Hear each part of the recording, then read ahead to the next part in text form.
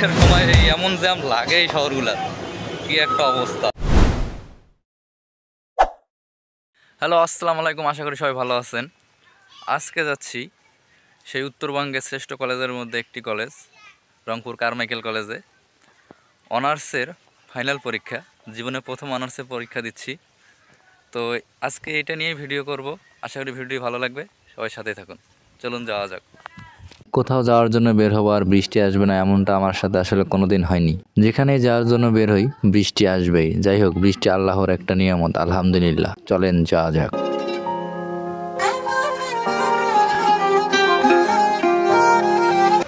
এমন একটা অবস্থায় আছি রে ভাই, মাইগঞ্জে একটা জ্যামে পড়লাম, আবার লালবাগে ঢোকার আগে আরেকটা জ্যাম।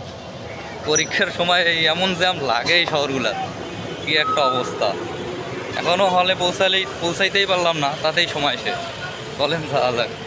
অবশেষে চলে আসলাম এই সেই কারমাইকেল কলেজে, যেখানে আমার মতো হাজারো পরীক্ষার্থী দেখতে পারতেছেন, তারাও আমার মতো পরীক্ষা দিতে এসেছে। কলেজে ঢোকার পর এখন রুম খোঁজার একটা যে অবস্থা, ঢুকলাম কারমাইকেলে, এখন দেখি কোন রুমে আমার পরীক্ষা, এটা খুঁজে বের করতে আবার কতক্ষণ যে লাগে, অথচ পরীক্ষার সময় হাতে বেশি নাই।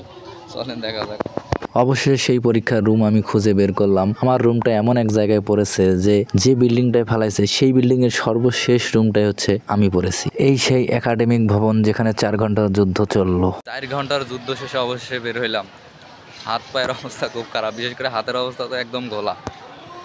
এরকম কেউ পরীক্ষা দেয় 4 ঘন্টা? এটা কোনো নিয়ম?